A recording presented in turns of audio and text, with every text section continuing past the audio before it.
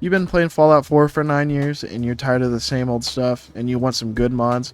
Well, welcome to the best Fallout 4 mods of 2024. Let's get into it. The first category, which is going to be composed of essential gameplay changes, something that you literally need if you want to play Fallout at all. I use it to play Fallout with anything, and no matter if I'm doing modern mods, lore accurate mods, historical mods, I'm always using these. So the first mod is the long loading times fix. It basically makes your loading times feel like you actually have an SSD in your computer, so there you go, it's great. And the second is high FPS physics fix. This is the most essential mod in all of Fallout. Without this mod, I probably would not play Fallout because I'm pampered and I hate anything that's not at least 100 FPS. Now, 60 and all that is fine, but I think being locked at 60 really sucks. Like, sometimes your game will go down to 60 and that's okay, but you need this. It basically makes the physics where it does not break after it's past 60 FPS, because if you play without this mod, 120 FPS will double your game speed, and then 180 will triple it, and so forth. You know how it works. And the next mod is uneducated shooter, QE leaning, and gun inertia. This mod is very, very good. I love leaning in other games. Someone commented that this is technically in the game, which it is, but it sucks so bad that, you know, a dedicated leaning mod is definitely needed. And then the gun inertia, it basically, like when you move left and right, there's a slight delay, like your character's actually, you know, moving their gun to that spot. I really like it a lot, and yeah, it's great. Faster workshop lag fix. This is a good one. It just makes it to where whenever you're building in your settlements, there's not that like 1 to 2 second delay. It's just instant, which I know sounds stupid, but it's just a quality of life, you know, makes the game feel better. The next one is raw input, the ultimate mouse sensitivity fix. If you didn't know, Fallout shipped with a different X and Y sensitivity, even though they were the exact, if you would like set it, ADS X and Y sensitivity was different. It just sucked. Raw input basically takes out mouse delay, so your game is more responsive, takes out mouse acceleration and all that, and fixes the X and Y input. It is very, very good. I need this anytime I use it. Enhanced movement. This mod basically makes it to where you can run in any direction you want to without it feeling kind of clunky, because as we all know, Bethesda games just feel clunky. The creation engine is just that. So this adds that as well. It makes the sprinting a lot better, but it also introduces sliding, but I'm not a real big fan of sliding. I think that it's kind of a cool thing, but I don't use it in my day-to-day games. The last of the essential gameplay changes I have is the sprint stuttering fix. This makes a sprint just more smooth. There's a weird stutter whenever you use the high FPS physics fix without this mod. That is also essential. Now on to graphical mods.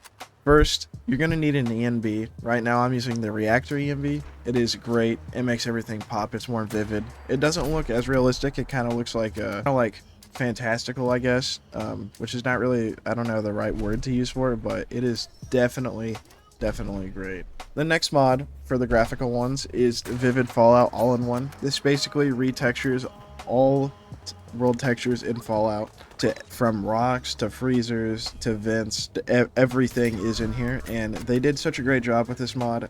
You kind of need it, in my opinion, to play it.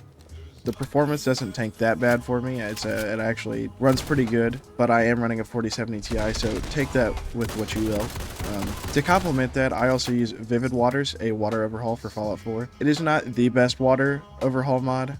There's definitely better ones out there, but I pair these together because they're both from the same person, and they work together really well. Just remember, any water mod is better than vanilla Fallout 4 water. The next mod is enhanced blood textures. You just kind of need it. It makes the blood look less cartoony and a little more realistic. Like, it's not like shockingly like you're a serial killer and you probably need locked up kind of realistic, but it just makes the blood like look a little better. It wasn't necessarily a gripe for me, but it was the most downloaded, so I just happened to download it. Enhanced light and effects is the next mod that I got on this list. It makes every light and like all the fire and everything, it just makes it look that much better. In my opinion, I love this mod, and yep, it's been in my load order since I've been modding Fallout. And then the next mod is not technically a graphical mod, but it helps load a certain area. It's the Boston FPS fix. You kind of need this because they did not optimize Boston at all, and it kind of sucks. So this mod actually makes Boston a playable area in the game. because it is a huge area. And then the last graphical mod on my list is True Grass. I get so many comments about what grass mod I'm using, and it has always been True Grass. This mod is amazing. The best looking grass textures. It is not too much, it is not too little, it is perfect. Nothing to complain about here. You didn't think I would notice you freeloading and not subscribing. Well, I did notice, and I would like your subscription because that would just mean a lot to me and make me feel all gooey inside. You Fallout fans you guys are crazy. As always, thank you for that, but I need more, okay? It's not enough until we have 30 million subs, okay? Subscribe, it's free. Thank you. And if you don't, it's okay. I don't really care, but I kind of care. Okay, I'll be crying later tonight, and it's your fault. The next part of the mod list we're going to get into is the weapon mods. Alright, let's go. The first weapon mod I'm going to recommend is actually a series of mods, and it's Degenerate Dax mods. All of his weapon mods are very good. His earlier ones, not so great. At times, you know, weird models or weird animation. Him and his team have consistently improved every time they make a weapon. So, yeah, all of those mods are great. And then the next one's also a collection, is any of Nier's mods. His mods range more of a, you have to go find them, and they're not in the leveled list injected like all of Dax mods, but the animation for finding them, it's all really good. I love all of his stuff, especially the Braille submachine gun. That one's been amazing recently, and that's his most recent one. The next gun that we got is the BH Car 98K, a great World War II classic, and it is BH's Car 98K is the best Car 98 that you can find on Nexus. The best animations, the best textures, everything is good. Also injected organically. The next one is a 10mm submachine gun Appalachia flavor. This is a 10mm SMG. Believe it's in the older Fallouts, and I'm assuming 76. All around, a very good SMG. Give it a shot. The next one isn't necessarily a weapon itself, but it changes weapons to be completely new ones, and that is the attachment pack. The Degenerate Dax, they made the most crazy and polarizing weapon modification to any of the vanilla weapons. This literally changes every gun in the game completely. Like, you can change it to completely different things. It's amazing. Download it. If you don't like weapon mods that are completely new weapons, but you want something different, the attachment pack is literally perfect. The next one is the Thompson SMG replacer. You might be like, well, what the hell? The SMG for Fallout 4 is already the Thompson. Which you're right, but it fucking sucks. I'm not gonna lie. It's complete garbage. So this one makes the model a little bit bigger, and the animations get a facelift. I mean, it's just perfect. And also, there's better customization for the Thompson SMG replacer. I mean, you can turn into a mobster Thompson even, and it's just all around great mod. The next weapon we got is the Mosin Nagant sniper rifle. Everyone knows what the Mosin is. It is a Russian classic, perfect, and it fits into Fallout perfectly. I love this. I mean, who doesn't love a good Mosin Nagant? If you gotta have a Car 98, you have to have a Mosin. Moving on to our last weapon mod is the Watts 3000 Mark II laser gun. This is a revamp of the old Watts laser gun that he did, and it literally came out 2 days ago, and this is a very good revamp. He brought it back, kept the core pieces, and then improved upon them, giving the textures a facelift, giving I think a better animation. Don't quote me on that, but yeah, it's all around very good gun, so download that. The last part of the mods that I'm going to be talking about today is faction changes. This is a pretty good one though, so just sit in, it's not going to take very long. First, and the most important mod of the factions is America Rising 2, Legacy of the Enclave. This adds the Enclave into the game, and you could literally beat the game with them.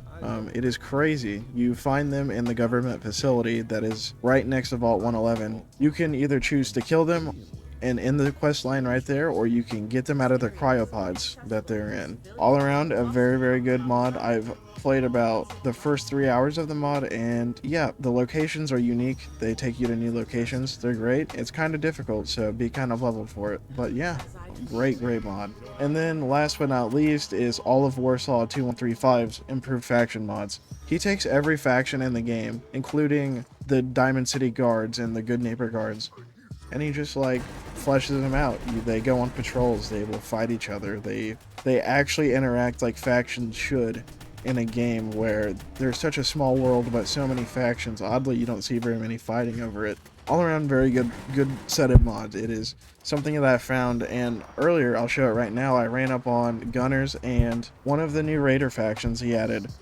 just fighting each other for no reason. It's actually pretty sick. The gunners and the Minutemen, I mean, they all have different armors that you wouldn't expect. They actually seem like part of the game world. And Preston Garvey got a new coat, and he's got microfusion cells on his belt. Kind of looks pretty badass. And the last thing we got for this video, I lied about the factions being the last, but this is the UI. You guys are probably wondering why my HUD looks like this, and there's 3 mods for that.